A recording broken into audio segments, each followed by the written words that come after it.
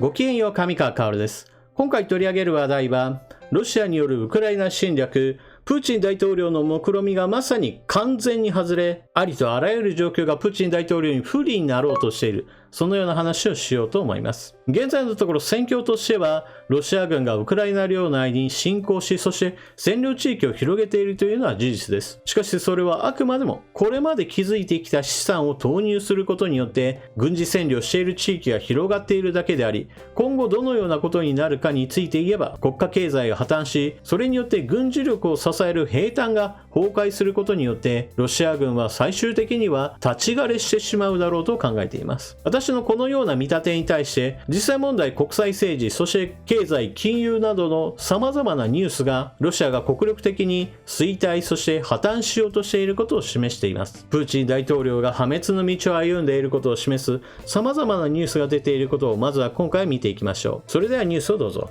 まずは、プーチン大統領が頼りにしている中国がどのような動きをしているか見ていきましょう。ロシア、中国にウクライナでの軍事支援を要請。アメリカ当局の高官の一人は、ロシアが中国にドローン、無人機を含むウクライナでの軍事支援を要請したと述べた。もし中国からの支援があれば、ロシアのウクライナ侵攻で重大な展開となり、ウクライナ軍が保持する支配権が覆される可能性がある。在米中国大使館の報道官は、ロシアからの支援要請の報道について問われると、聞いたことがないと答えた。また、ウクライナ情勢に対する懸念を表明し、中国はウクライナへの人道支援を続けると発言。中国は最大限の自制と大きな人道危機の回避を呼びかけると語った。アメリカ当局はロシアの侵攻に対する中国側の反応に批判を強めている。中国は中立の立場を打ち出そうとしているが、中国国内メディアはロシアの偽情報キャンペーンを促進し、この戦争を特別軍事作戦と呼んでいる。この報道の一つポイントとして言えることは、実際に中国の表だった軍事支援が行われたという報道ではなくて、ロシアが軍事支援を中国に求めていますよという報道にとどまっていることです。このようなニュースになった背景というのは、特に現地における様々な情報を見ると、中国からの支援物資が入っているんだなということがわかる。そういった情報はまだ出てきていないからです。例えば、ウクライナにおいては遺棄された戦車や装甲車など、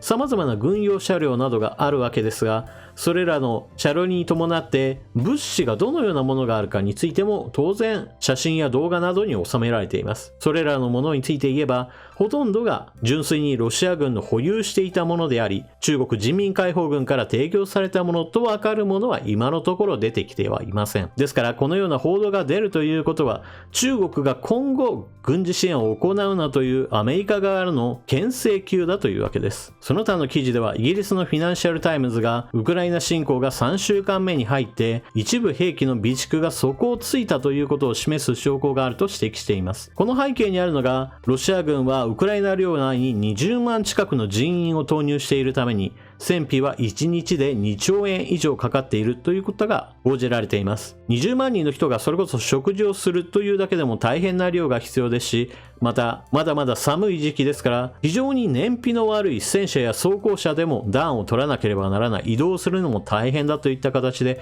とにかく補給にものすごい負担がかかるわけです。それでいてウクライナ軍の襲撃などもあるわけですから、韓国と同等程度の経済力しかないロシアにとっては、長期間にわたって兵站を維持することは非常に困難なのです。またロシア軍の軍事費で言えば、年間で約6兆円程度です。これは日本と同等かちょっと多いぐらいだと思ってください。しかし、この軍事予算といったものを考えたときに、日本とロシアで全く異なるのは、どれだけのお金が実際の兵器もしくは備品などになる前に幹部らに着服もしくは購入された物品などが横流しされているか、そういった問題などを抱えています。そのため、ウクライナ領に進軍したロシア軍の中には、もう賞味期限が何年も前に切れたような戦闘糧食を食べている、そのようなことも報じられています。ですから帳簿上においてはもっともっとたくさんの砲弾やもしくはミサイルなどがあるはずなのに、それらについて実際のところ存在しないといったことなども、ロシア軍にとっては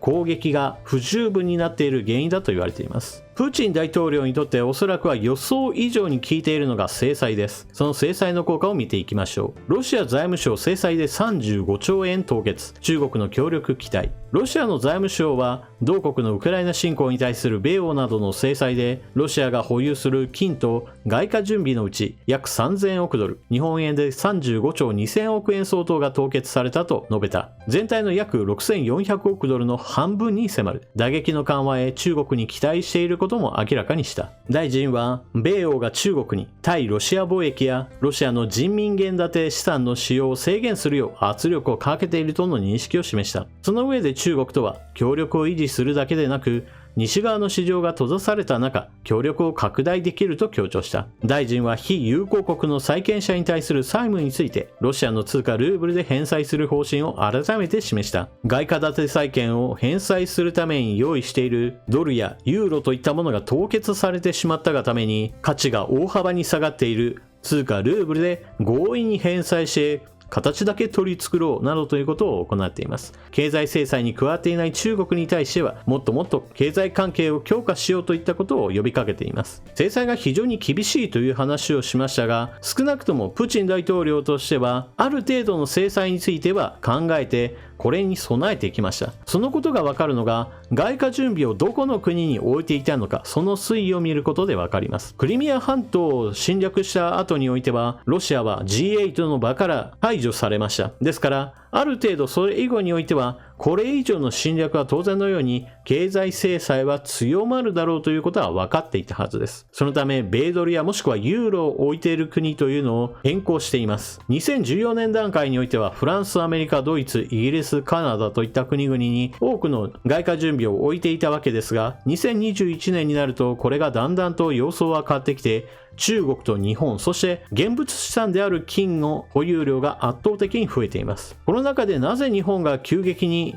外貨準備を置く場所として選ばれているかといえば、それは日本は外交政策の一環として北方領土交渉を円滑に進めるためにロシアに対する経済制裁をこれまで非常に有力していました。クリミア半島侵略の際に日本はどちらかというとロシアにとって都合の良い動きをしており、そのことを考えればプーチン大統領としてみれば日本は強い制裁をかけてこないだろうという予測のもとに日本に非常に多くのお金を残していたわけです。しかし今回日本は欧米と共同歩調を取り、日本に置いてある外貨準備金についての凍結を発表しています。ですからロシアにとっては中国に置いていたお金と現物資産の金がまさに命綱という状況になったわけです。このような状況から一般的には金融市場においてはロシアはデフォルトする、通貨ルーブルは紙くずになるだろうと言われているのです。プーチン大統領にとっての誤算の原因は一体何だったのかという話になった時に、プーチン大統領はその責任を部下に負わせています。ロシア情報機関幹部を軟禁化、プーチン氏懲罰と報道。ロシアの独立系メディアはプーチン大統領に侵攻前のウクライナ政治情勢を報告していた連邦保安局FSB の対外諜報部門トップらが自宅軟禁に置かれたと伝えた。侵攻が計画通りに進まないための懲罰だと見られている。FSB で外国の諜報活動を担う部門のトップセルゲイ・ベセダ氏らで資金の悪用や不確かな情報を報告した疑いがかけられている。ロシアは短期間でウクライナの首都キエフを制圧し、ゼレンスキー政権転覆を狙っていたとの見方がある。ウクライナ側の徹底抗戦を受け、作戦は難航。ベセダ氏らはプーチン氏を怒らせないように聞きたいことばかりを報告していたが、侵攻開始から約2週間が経過し、プーチン氏が誤りに気づいたという。報道ではこのように事後の話がメインになっていますが、侵攻前の情報について言っても、プーチン大統領は実際にウクライナに侵攻した場合においては、ウクライナ軍はすぐに降伏するだろうと考えていた。そのようなことが言われています。なぜそのようなことを言われているかといえば、それはクリミア半島をまさに侵略し奪った時においては、ウクライナ軍は脆弱であり、抵抗らしい抵抗ができなかった。そのようなイメージをもとにして、情勢判断がなされていたと考えられるからです。クリミア半島が奪われた以後においては、ウクライナ軍は軍政改革を行い、ロシア軍からの侵略に対して本格的な戦いをもって抵抗できることを示しています。このあたりの事情についてはまさにプーチン大統領にとっては全くの誤算だった可能性があります。プーチン大統領の誤算はまだまだ続きます。 EU、ロシア産エネルギーへの依存ゼロを計画。2027年までに EU の行政執行機関欧州委員会のフォンデアライエン委員長は、ロシア産のエネルギー源への加盟国の依存度を2027年までにゼロにする対策を今年5月半ばまでに示す方針を明らかにした。2027年度までにロシア産の天然ガス、石油や石炭への依存度を段階的に減らし、加盟国や欧州全体が保有する資源の活用を訴える内容になるとした。パリ郊外のベルサイユ宮殿で開いたEU 首脳会議の終了後、フランスのマクロン大統領やミシェル EU 首脳会議常任議長とともに臨んだ記者会見で述べた。このあたりエネルギー事情として、ロシアとしてはヨーロッパに天然ガスや石油、その他エネルギー資源になるようなものや鉱物資源など様々なものを輸出していました。これらの依存度が非常に高いことから、非常に強い経済制裁にはヨーロッパは打って出ることができないだろうということをプーチン大統領は考えていたはずです。この件に関して言えば、今すぐにゼロにするというのはもちろん不可能です。しかし、最終的な目標としてそもそもロシア依存をやめましょうという大目標を掲げたことは非常に大きな意味があります。それはロシアの国家経済というのは基本的には石油や天然ガスを高く売る状況というものが続くことによって国家が成り立っている状況ですから、このエネルギー依存が全くない状態になってしまうと、ロシアの国家財政も非常に疲弊し、国力が大幅に減退することとなります。ヨーロッパがこのような大胆な政策転換に出ることはプーチン大統領にとっては予想外だったことでしょう。今回ご紹介した記事というのは基本的には政治外交上において経済制裁のその影響があまりにも大きい、まさにプーチン大統領にとっては誤算になっているという話をしました。しかしこれはあくまでも制裁があることそれ自体はプーチン大統領も考えていたはずですから、外貨準備を他の国にへと散らせていたといったことなどもわかります。ですから、プーチン大統領にとっての誤算というのは、その制裁の強さが予想以上であったということです。しかし、それ以上に何と言っても最大の誤算は何かといえば、ウクライナ軍の激しい抵抗は、まさにプーチン大統領の予想以上だと言えるでしょう。なぜならば、事前のシナリオとしては、本格侵攻の前に、国境周辺に大部隊を展開し、軍事的な圧力を加える。その時において、ウクライナ国内における政情不安を呼び起こし、その上で一気呵成に攻め込めば、ウクライナ軍はあっという間に瓦解、崩壊、そして後退し、ゼレンスキー政権も首都を捨てて、そのまま国外へと脱出し、ロシア軍は破竹の勢いで主要都市を制圧し、侵略は短期間で最大の成果を得るというのが、プーチン大統領の考えていたシナリオだと言われています。しかし、このような予想に反して現在でもウクライナ軍は非常に頑強に抵抗を続けています。しかし、これは別に根性論で何とかなっているというわけではありません。クリミア半島を奪われた以後のウクライナ軍は基本的にはロシア軍の脅威といったものをより現実的な話として考えて軍政改革を行い、国防意識を国民の中に植え付けていきました。それに加えてウクライナは旧ソ連時代の兵器とプラスアルファ欧米の武器支援などを受ける形で今回のロシア軍侵略に立ち向かうこととなったわけです。ですから米軍から供与されたジャベリンやスティンガーがあるからなんとかなっているといったところで単純化するのは私は間違っていると思います。なぜならばたとえ欧米の武器が供与されたとなったとしても少なくとも自分の国を自分で守るんだという意識がなければ全く役に立たないことは少なくとも近年の例で言えばアフガニスタン政府軍の崩壊に見られるからです。アフガニスタン政府軍は米軍からの訓練も行われ、そして武器についても供与されていました。しかしタリバン軍の前にあっという間に散り散りになり、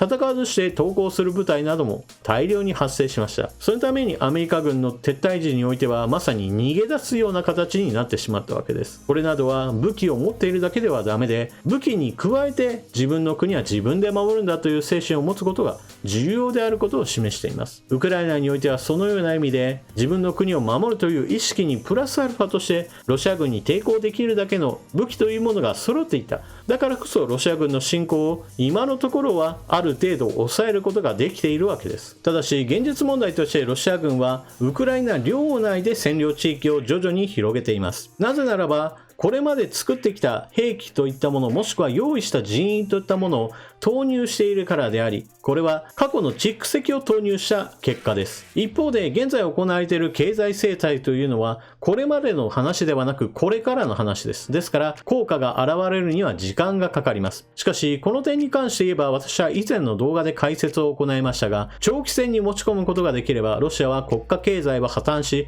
その国家経済が破綻することによって20万人というこの大軍を維持する、その兵隊が崩壊することによって立ち枯れするというのが私の考え方です。もちろん長期戦である以上、一般市民を含めて多くの死傷者が出ることは避けられないわけですが、その責任は何といってもロシア軍が取るべきであり、少なくとも侵略されているウクライナ側の方に被害がいっぱい出るんだからさっさと無条件降伏しろなどというのは、私は筋としては間違っていると思います。そのような早期の降伏を促すような話をするのは、現代において禁じ手とされている武力による侵略と、そして国家の滅亡を認めるような話であり、全く賛同できる意見ではありません。もしもウクライナの人たちが自主的にこんな国なんかもういらないわと投げ出して降伏したいというのであれば、それは仕方ないのですが、実際問題ウクライナの人たちは自分たちの国は自分たちで守るということを決断しているからこそ、多くの人たちが国内に残って今も戦っているわけです。これらの人々の意見というものを全く無視する形で速やかな降伏を促すというのは全く間違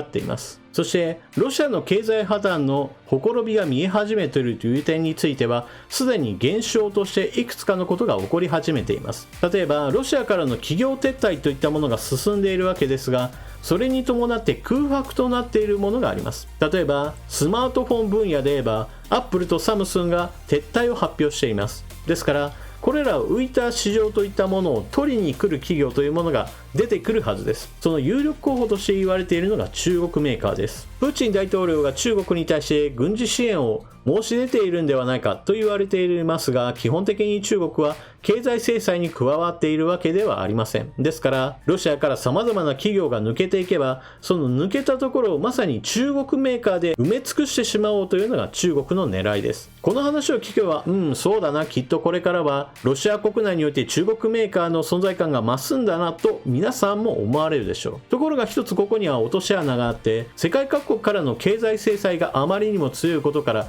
中国メーカーすら今はロシアに進出できないような状況になっています。その原因となっているのは何といってもルーブルの価値の下落です。中国メーカーのシャオミやファーウェイ、オッポなどが進出してくるのが当然なわけですが、しかしルーブルがあまりにも下がっていることから、とてもじゃないが今はロシアに進出することができないというわけです。携帯電話を1台売るんだけど、その受け取った代金がすぐ翌日にも紙くずになるかもしれないのであれば、それはビジネスとして当然成り立つようなものではないからです。これと全く同じような現象というものは他の分野にも及んでいます。例えば同じような話で建設用の重機やもしくは工作機械などの分野などにおいても、日米欧の企業が撤収すれば当然のように中国メーカーが安いんだけどそこそこ使えるかなみたいな感じでシェアを伸ばしてくるという考えがあります。これについても全く先ほどと同じようにルーブルの価値があまりにもこれからどんどんと下落する危険性があるために、とてもではないが今はビジネスは考えられないといった状況になっていると言われています。ですからプーチン大統領の思った以上の経済制裁といったものがあって、中国も支援したいんだけど実際のところ損しかしないんだから支援のしようがないという状況へと陥っているわけです。以上のような事柄を総合的に考えれば、少なくともウクライナ軍は今後も欧米からの武器支援などを受け続けるでしょうから、たとえ首都が落ちたとしてもそれ以後も継続的な抵抗を続けるでしょう。それに比べてロシアに対する経済制裁はより厳しく、そして時間が経つごとにその効果というものが最大限発揮されてきますから、プーチン大統領の思い描いた勝利といったものが完全に消え去り、むしろロシアの経済破綻、そしてロシア軍の崩壊、そしてプーチン政権の崩壊へと至る可能性も十分出てくるわけです。現時点においてもすでにプーチン大統領の考えたシナリオというものが崩壊し始めている以上、彼にとってその末路についていてもおそらくは全く予期しない形で終わるのではないかなと思います。長期戦になればロシア軍は崩壊するという話は以前の動画で挙げましたし、また経済制裁のその行く末についてもすでに動画にしていますので、この2本プラスアルファ今回の動画を合わせて考えれば、ロシアの末路は基本的には大きな北朝鮮に過ぎない、そのぐらい落ちぶれるんだよという未来像を共有することができると思います。それでは動画を最後までご視聴いただきありがとうございました。チャンネル登録していない方はぜひともチャンネル登録を、そして動画を見終わったら評価ボタンのクリックもよろしくお願いします。それでは次の動画でまとめにかかりましょう。またね。